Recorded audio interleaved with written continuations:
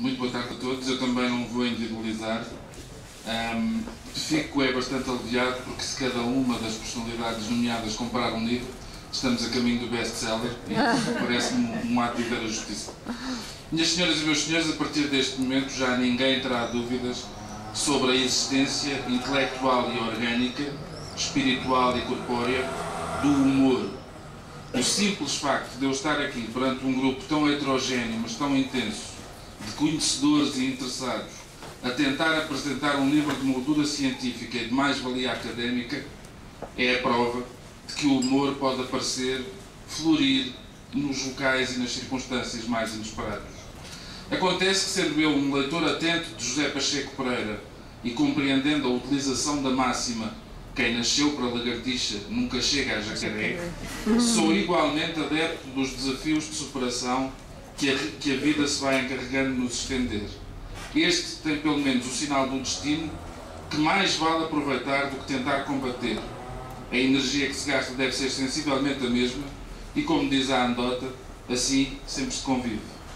Há quase um ano e meio chegou-me notícia da existência, da atividade e dos interesses de uma doutorada ou doutoranda em enfermagem, bem como o eco de uma ideia posta em tese universitária que me pareceu aliciante, por abordar, do ponto de vista da ciência e da experiência, os benefícios do humor no tratamento dos doentes. Escrevi uma crónica, tão entusiasta quanto genérica, e dei o assunto por encerrado. Mal sabia eu que, com a cumplicidade das chamadas redes sociais, incansáveis vigilantes do percurso privado dos cidadãos, precisamente um ano depois receberia os agradecimentos da autora da tese.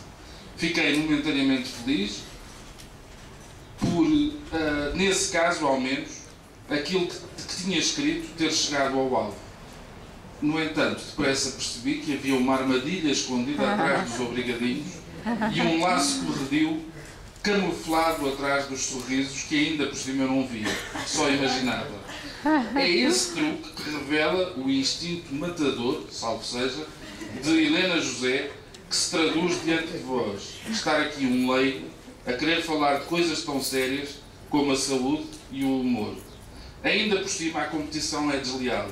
Depois do livro que aqui está em causa, já ter contado com a caução de 2 professores doutores, um dos quais se apresenta ainda como maratonista, agricultor urbano, psicólogo positivo e aspirante a guionista. Está visto? Não posso competir. Resta-me, uma vez que não conheço nem os rudimentos do modelo defensivo que José Mourinho levou o Inter a aplicar em Barcelona, resta-me assobiar para o ar, olhar para o lado e fingir que não é nada comigo. Mas é comigo e com todos os que numa hora ou noutra precisaram de cuidados de saúde ou estiveram próximos de quem deles necessitou. Como a boa saúde é um estado transitório que não augura nada de bom para o que vem a seguir, acredito que estejamos em maioria extensiva à convicção de que tudo podia ser melhor na relação do paciente com aqueles que dele tomam conta. Ao longo da vida aprendi a confiar em 2 atributos infelizmente passageiros: o instinto da criança e a sabedoria dos velhos. Talvez não haja, afinal, coincidências no facto de serem estes os grupos que mais temem os contactos com as casas da saúde e com os respectivos anfitriões, médicos ou enfermeiros. Os mais novos porque se assustam com o que não conhecem, mas que intuem não render o mais simpático dos passatempos. Os mais velhos, precisamente porque já calculam que daquelas visitas ou permanências dificilmente vai sair algo agradável. Dirão os mais céticos que o léxico médico é incompatível com o anedotário, que os profissionais de saúde não são palhaços, que um ambiente mais distendido não se coaduna com a disciplina própria de um estabelecimento hospitalar ou equiparado. Dirão os mais céticos o que quiserem, que já não nos sobra tempo nem paciência para lhes dar atenção. Até porque depois, para descanso dos sentimentos e recompensa da razão, aparecem trabalhos como o de Helena José, feito em campo e com um mar aberto de perspectivas para cá e para lá da linha do horizonte. Ora, se a memória ainda não me falha, é disso mesmo que se trata quando pensamos em ciência, qualquer que ela seja. Da observação nasce a especulação, que dá lugar à ideia, ou tese, que depois de testada pode vir a ser regra, lei, sentença, dado adquirido.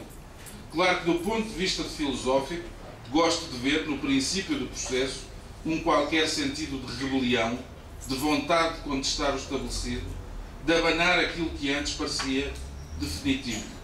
Ou seja, a ciência tem a ver com superação, com intenção, com inquietação. Devagarinho, e apelando à vossa paciência, estamos a chegar ao ponto em que preciso não só da vossa complacência, mas também do vosso apoio. E a pergunta premiada é esta: superação, intenção e inquietação não valem também como bases do humor? Ou seja, aproveitando mas subvertendo costumes, ordenando de forma alternativa as peças do nosso puzzle cultural, provocando diretamente instituições e institutos, ultrapassando códigos de comportamento, não estará o humor a seguir os mesmos trilhos da ciência, só que com muito mais graça? Suspeito que sim, e desejo o dia em que o humor chegue à condição de ciência, mesmo que seja subsidiário de outra, tendo um reconhecimento mais consentâneo com os seus médicos, e não estou apenas a pensar nos terapêuticos. Ao longo da vida, e com uma taxa de sucesso cada vez mais alta, aprendi a desconfiar de vários grupos socioeconómicos: os que não gostam de comer bem e muito, os que nunca se enganam, os que têm como princípio programático a máxima salve-se quem puder e de preferência depressa, os que fecham os olhos à desgraça, ao infortúnio, à aflição do vizinho, e os que não são capazes de se rir nem sequer de si próprios. Ora, os mais sérios na essência não são os mais sisudos, nem os que não conseguem aplicar a agilidade mental a uma graça, a uma história, a uma situação. Bem pelo contrário, o sentido do humor deveria ser um sentido obrigatório. Mesmo socialmente incorretas, até as andotas que se contam num velório, situação limite, propositadamente selecionada, são uma forma de aliviar a tensão, uma via rápida para celebrar a vida e uma vitória sobre a morte. Com tudo isto, será ainda possível desconfiar das propriedades terapêuticas de um sorriso ou de uma gargalhada? Um filme de Chaplin ou de Buster Keaton, Os Homens da Comédia, em estado puro, não terá um valor terapêutico mesurável e indesmentível? Uma boa história, um gag no tempo certo, um diálogo de absurdo, não serão sinais capazes de balizar a esperança e a luta por uma condição diferente para melhor? Lendo o livro de Helena José, que já foi tese e agora é uma ideia disponível, apetece-me dizer que não ficam dúvidas. O humor é uma variante bem disposta do amor, com menos suor e, eventualmente, com menos lágrimas. Claro está que para chegar ao humor e a outros estados superiores é preciso que se criem condições, algumas delas bem objetivas, para a respectiva prática no colo da saúde.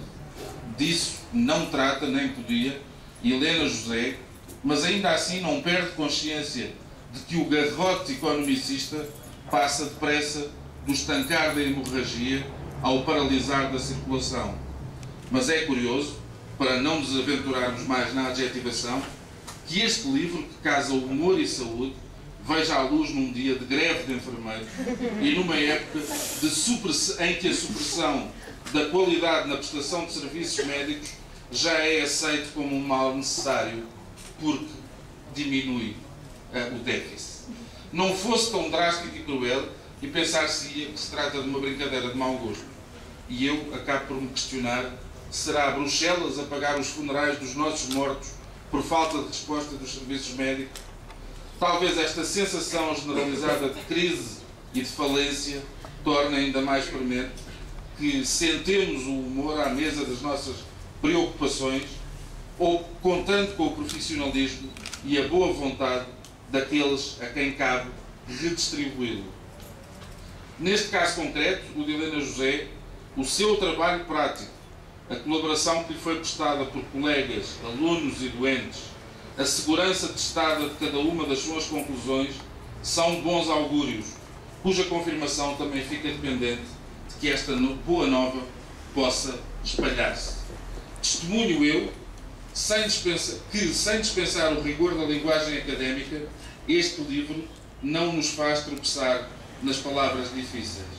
Declaro eu que a presunção da curiosidade científica está devidamente respeitada, uma vez que cada resposta que se alcança é geradora de uma série de perguntas, a partir de agora, ao dispor de quem as souber apanhar. Asseguro eu que se pudesse voltar quase ano e meio atrás e ao primeiro contacto com a notícia desta história, seria ainda mais entusiasta do que fui ao tempo. Os depoimentos e as reações observadas, o modo cauteloso e afetivo como foi concretizado o trabalho, a clareza e a abertura das conclusões fazem da aventura abençoada de Dona José algo a que falta agora ganhar o significado que justifica ser partilhado e lançado ao serviço da comunidade, uma dimensão de que andamos muito esquecidos nos últimos tempos. Parabéns, Helena, muito obrigado pelo esforço e por este gesto de carinho. Creio que hoje se redimem muitos sacrifícios, se dissipam muitas horas gastas em torno dos livros, mas muitas mais passadas à volta das pessoas, e se transmite uma mensagem de respeito e de exemplo aos amigos, à família, até a um pai e a um filho que sabem que é um privilégio ter uma filha e uma mãe polivalente e empenhada. Estou certo que, por marcante que seja esta escala, a Helena José vai continuar, e de preferência sem deixar a arma mais poderosa entre todas as munições a que recorre este livro, o sorriso. Cabe agora aos outros, a todos e a cada um, e a nós que aqui estamos,